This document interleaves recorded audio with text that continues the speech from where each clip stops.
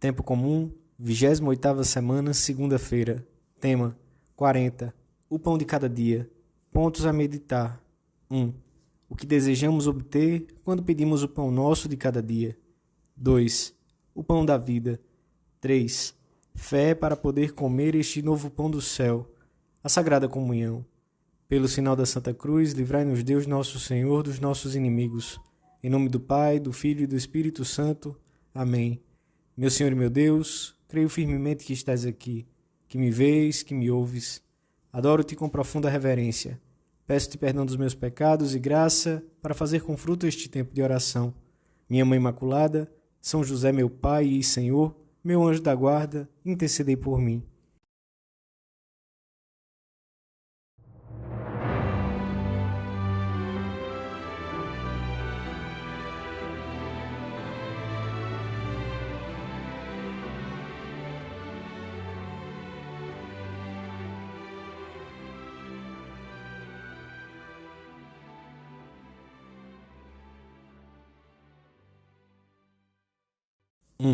O pão nosso de cada dia nos dai hoje. Conta uma antiga lenda oriental que certo rei entregava uma vez por ano ao seu filho os mantimentos necessários para viver folgadamente ao longo dos 12 meses seguintes. Nessa ocasião, que coincidia com a primeira lua do ano, o filho via o rosto do seu pai, o monarca, mas este mudou de parecer e resolveu entregar ao príncipe cada dia as provisões necessárias unicamente para aquele dia. Assim, podia abraçar o filho diariamente, e o príncipe podia ver todos os dias o rosto do rei. Coisa parecida quis fazer o nosso Pai Deus conosco. O pão de cada dia reclama a oração da jornada que começa. Pedir apenas para hoje significa reconhecer que teremos um novo encontro com nosso Pai do céu amanhã. Não encontraremos nesta previsão a vontade do Senhor de que rezemos com atenção todos os dias a oração que Ele nos ensinou. O Senhor ensinou-nos a pedir na palavra, pão, tudo aquilo de que precisamos para viver como filhos de Deus. Fé, esperança, amor, alegria, alimento para o corpo e para a alma, fé para ver nos acontecimentos diários a vontade de Deus, coração grande para compreender e ajudar os outros. O pão é o símbolo de todos os dons que nos chegam das mãos de Deus. Pedimos aqui, em primeiro lugar, o sustento que nos permita cobrir as necessidades desta vida. Depois, o necessário para a saúde da alma. Deus deseja que peçamos também os bens temporais, pois ajudam-nos a chegar ao céu quando devidamente ordenados. Temos muitos exemplos disso no Antigo Testamento e o próprio Senhor nos anima a pedir o necessário para esta vida. Não devemos esquecer que o seu primeiro milagre consistiu em converter a água em vinho, para que a festa de uns recém-casados não malograsse.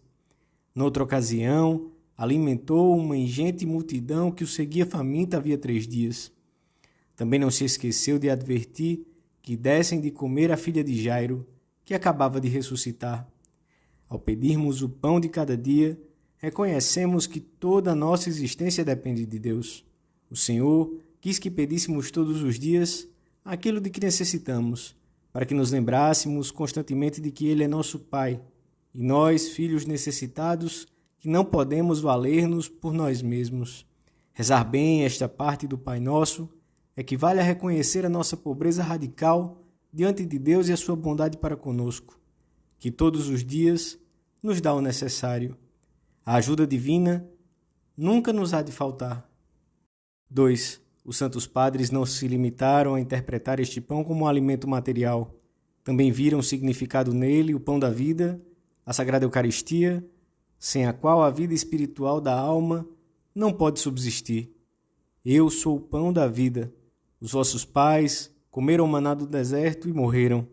Este é o pão que desceu dos céus, para que aquele que dele comer não morra. Eu sou o pão vivo que desci do céu. Quem comer deste pão viverá eternamente, e o pão que eu darei é a minha carne para a salvação do mundo.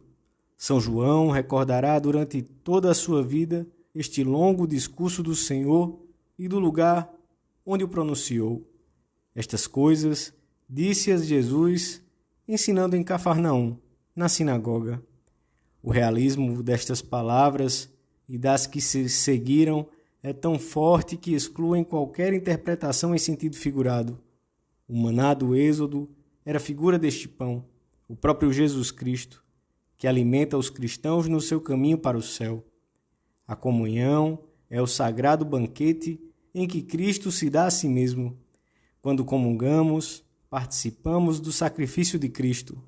Por isso, a Igreja canta na liturgia das horas, na festa do Corpus Christi, ó sagrado banquete em que Cristo é o nosso alimento, em que se celebra o memorial da paixão.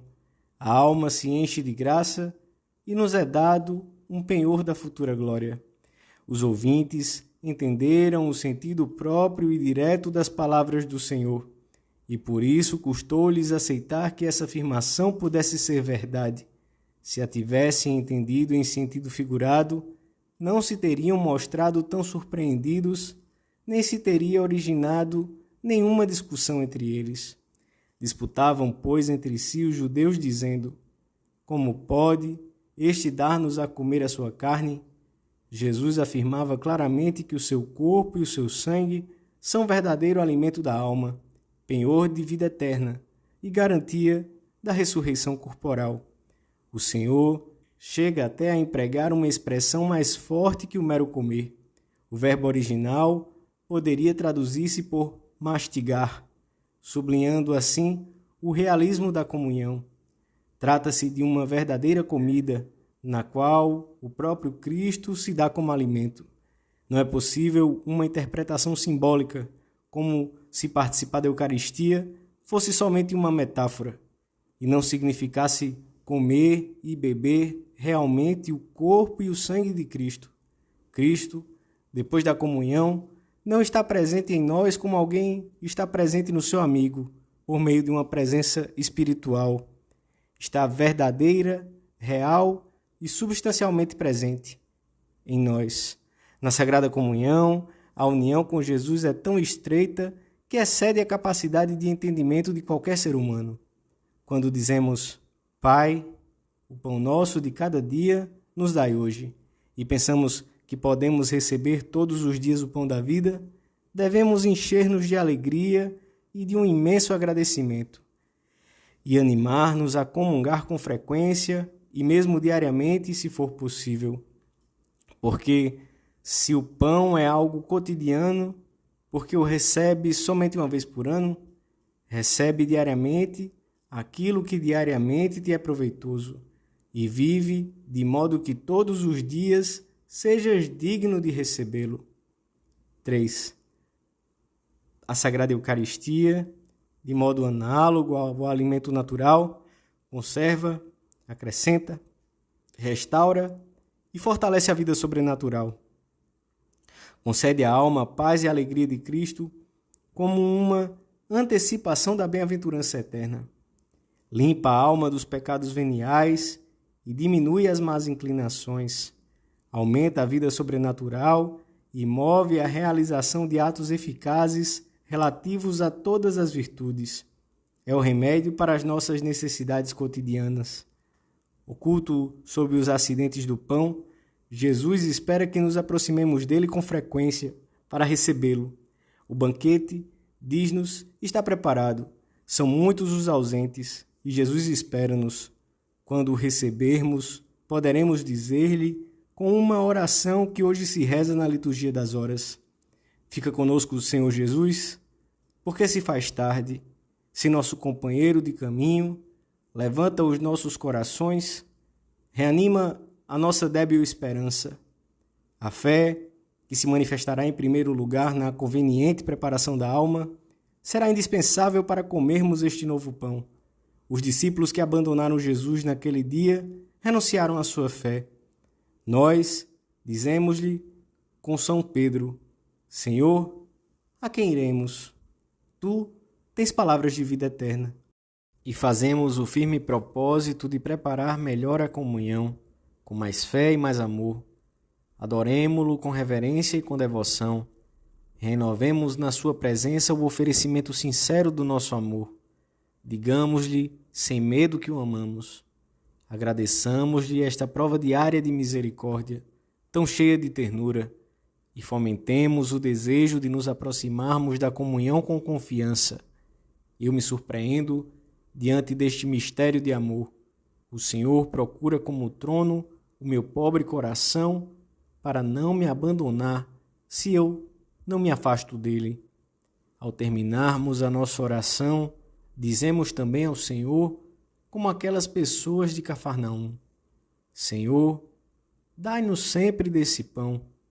E quando rezarmos o Pai Nosso, pensemos um momento que são muitas as nossas necessidades e as dos nossos irmãos, e digamos com devoção: Pai, o pão nosso de cada dia nos dai hoje, o pão de que necessitamos para a nossa subsistência corporal e espiritual.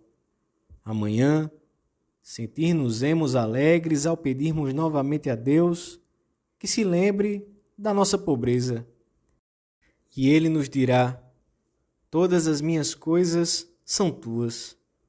Dou-te graças, meu Deus, pelos bons propósitos, afetos e inspirações que me comunicaste nesta meditação. Peço-te ajuda para os pôr em prática. Minha Mãe Imaculada, São José, meu Pai e Senhor, meu anjo da guarda, intercedei por mim.